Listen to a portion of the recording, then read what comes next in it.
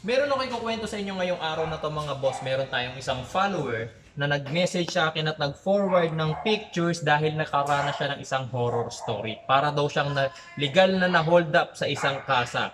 Okay, so hindi ko na sasabihin sa inyo kung anong name ng kasa pero ang video na to is para sa fair warning lang at para i-educate na rin kayo kung ano yung gagawin ninyo kapag sa inyo nangyari yung ganung senaryo. Ito kasi ang story niyan mga boss. Merong isang sasakyan yung ating follower na yon at naisipan niyang ipa-PMS yon. Okay, so change oil, filters, and everything. Tapos, iniwan niya yung sasakyan doon sa kasa. After ilang hours, tumawag siya sa mechanic para malaman kung tapos na yung PMS ng kanyang sasakyan.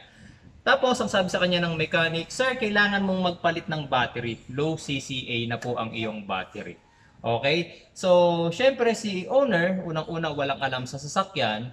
Pangalawa is siyempre, tiwala siya dun sa kasa dahil yung kasa mismo ang nagsabi, din nag-go na siya. Sige, go muna po. Pero, yung mismong owner sinabi niya sa akin na wala siyang naramdaman na hard starting or nagloko yung kanyang sasakyan nung time na dinala niya yung sasakyan doon. Siyempre, kung battery man ang problema niyan, makakarinig ka kasi dyan ng hindi nag-i-start, ang bagal ng ikot ng starter, o kaya pag ikot mo ganun, click lang. Pwedeng ganun pero wala siyang na-experience na ganun. Kaya nagtataka rin siya bakit sinabing kailangan na niya magpalit ng battery.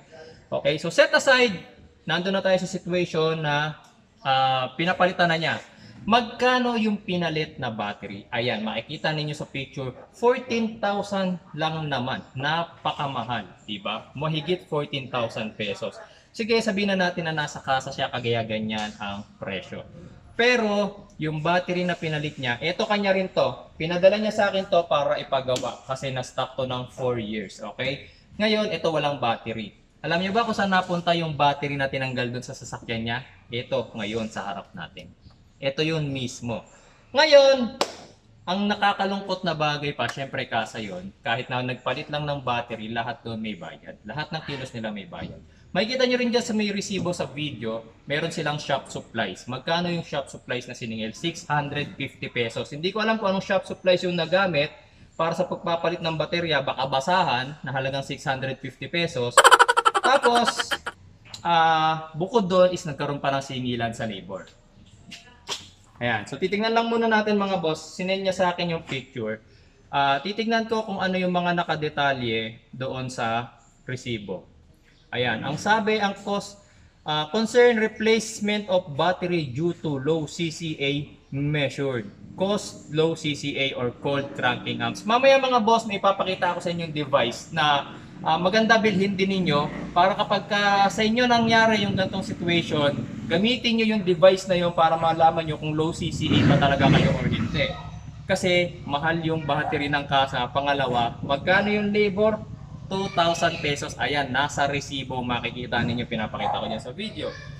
Ngayon mga boss, nandyan sa resibo, ipapakita ko sa inyo kung reasonable din ba yung ginawa nilang pagsingil. Siyempre, bukod dun sa 14,000 mahigit na binayaran niya sa battery, meron pa rin mga detalye nung ginawa para maningil naman ng another 2,000 pesos.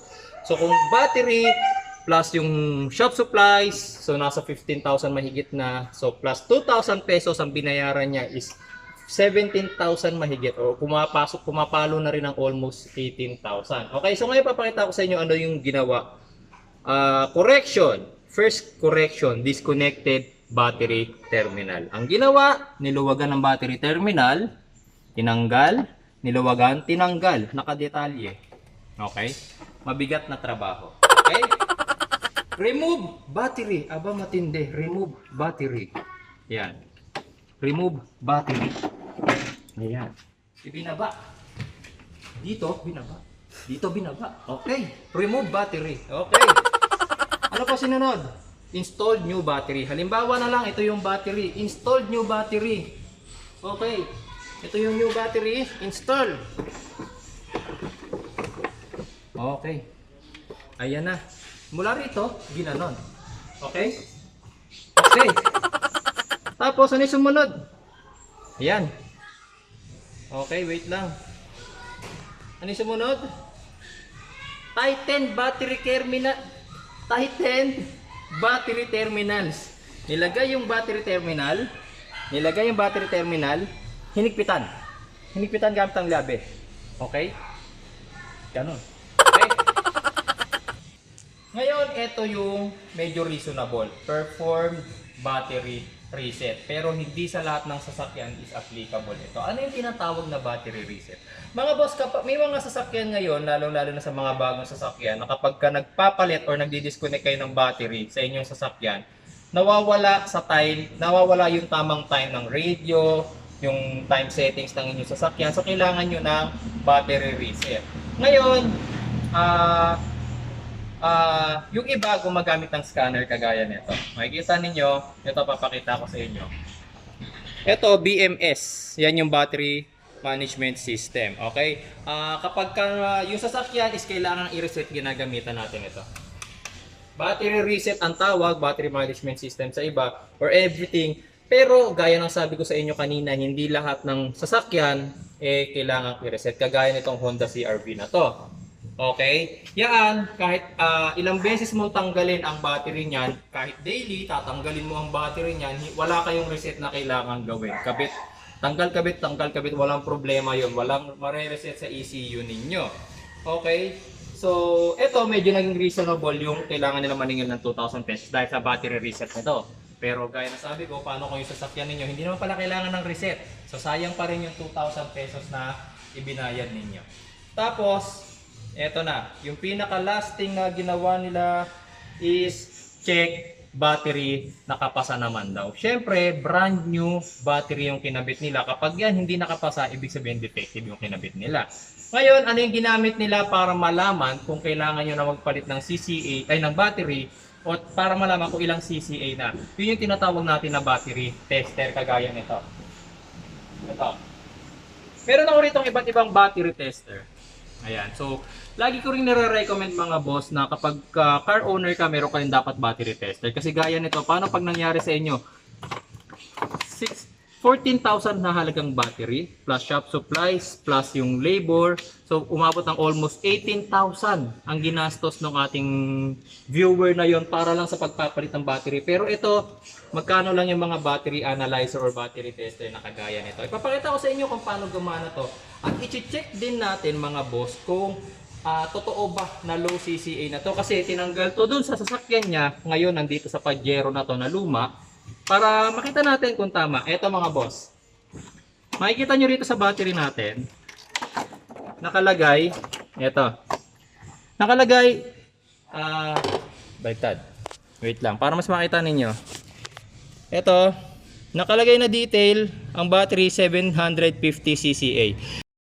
Ayan. So ngayon ipapakita ko sa inyo kung anong silbi ng CCA na yan, tapos anong silbi ng battery tester kagaya nito. Kung paano rin siya gamitin at paano kayo makakaiwas sa malaking gastusin pagdating sa mga battery replacement kagaya nito. Ayan, makikita ninyo ang mga battery tester gaya nito, meron tong dalawang cables. Isa para sa positive, isa sa negative. Pag kinonect nyo to sa inyong sasakyan, tulad ng mga battery connection, syempre red to positive. Yan, i-secure nyo lang yung connection. Kailangan kapit na kapit siya. And then yung isa sa negative. Ayan. Ayan. Okay, so maluwag pala yung ating ano. Tanggalin na lang natin to. Maluwag yung aking negative terminal. Ayan. Nakalagay, nagbi-blink is the 12 volts. Okay. CCA, ang sabi, 500. Yung 500 CCA na yan mga boss, tayo mag-a-adjust nyan. Okay? Ang nakalagay dito sa battery natin is 750 CCA daw. So, ilagay natin sa 750. 750. Pagpasensyahan nyo na kung medyo madilim. Ayan. So, ipapakita ko lang muna sa inyo. Ayan, 750. Tapos, okay nyo. Okay? Ayan. Ang sabi rito, 300 CCA na lang siya. Pure. Okay, tama naman yung report nung kasa, pure, medyo mababa na yung power or yung CCA netong battery na to. So, does it mean mga boss na kailangan na nating magpalit ng battery? Okay, meron tayo mga boss na another option, hindi pwedeng palit agad kayo ng battery. Kasi ito nakalagay ito sa isang modelong sasakyan. Ang mga modelong sasakyan naka-computer box. Meron silang mga electrical component na gumagana kahit nakapatay na ang inyong ignition switch. Kahit na nasa labas na kayo at nakalock na yung inyong sasakyan. Ano-anong electrical component yun ang gagana kahit naka-off na yung ignition switch? Computer box. Yung inyong anti-theft, yung inyong keyless entry, gagana pa rin yan mga boss. Kaya nga diba, kapag hindi nyo pinindot yung remote, hindi naman bubukas yung pinto. Hindi naman matatanggal sa pagkakalak yung pinto.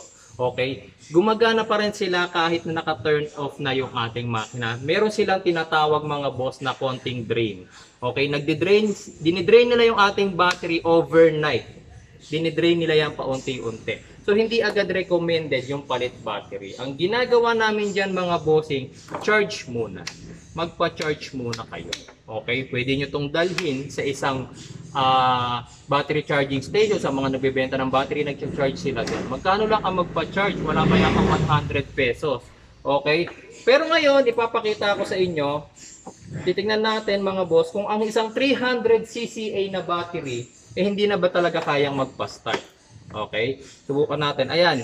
Partida, hindi ko nasisikipan yung ating mga terminals. Hindi ko nasisikipan. Ayan. Pinatong ko nga lang yung ating ipinatong ko lang yung ating mga terminals halos. Tapos susubukan natin paandarin yung makina. Diyan ka na lang, mami. Ayan.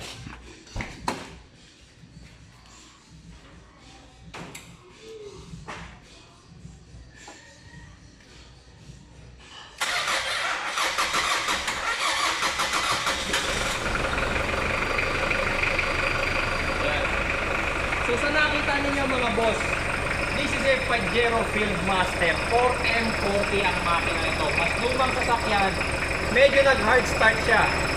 Okay, pero naririnig nyo, umaandar yung makina. Papatayin ko lang sandali.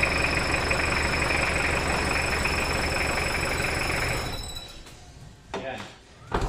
Medyo nag-hard start siya. Bakit? Actually, para sa akin, common yun.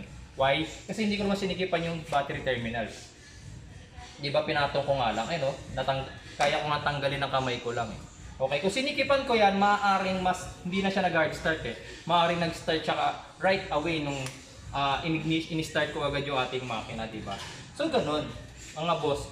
Kung itong lumang sasakyan na 4M40, diesel engine din ito, malaking makina rin ito, kaya niyang magpa-start pa. Okay, so ibig sabihin kaya pa ng battery. Yung 300 cca na yon is malakas pa rin maituturing. Although half na siya nung 750, kasi 360 cca na 300 cca na nga lang siya.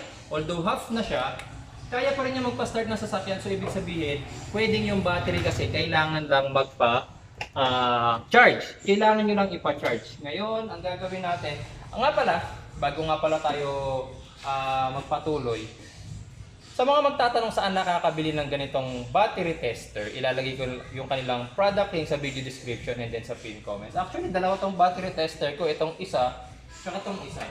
Ngayon na gagawin natin, tingnan natin kung pareho sila ng sinasabi. Although maaring magbago yung detalye kasi nagamit na natin yung battery para mag-start. Pero kahit pa paano, syempre, medyo malapit pa rin yung detail niyan. Okay? So, kabit muna natin to. Then i-check ko rin kung pareho sila ng sasabihing detail. Ayan. Ayan. Okay, so check. 12 volts. In vehicle dapat, pero kasi tinanggal natin yung isang battery terminal, kaya out of vehicle na lang natin. Regular flooded ang tawag sa mga lead acid, CCA. Ang nakalagay dito sa battery natin is 750 cca siya. So gawin natin 750. Ayan. Then okay natin. Ngayon magsisimula na siyang mag-read. Ang sabi rito 299 amperes na lang yung kanyang CCA. Voltage is 12.6 volts pa. Actually mga boss, nasa standard value pa yung kanyang voltage. This is 12.6 volts. Ang cold cranking amps niya is 299 amperes lang. And guys, so ito na ngayon yung ating battery at nakauwi na tayo. Ngayon ikakabit natin yung ating battery charger. Portable battery charger ito. Ayan. And makikita natin sa ating charger na nakalagay nga is 12.6 siya. Okay, so hindi pa natin kinakabit yung ating battery from the outlet. Ito pa lang.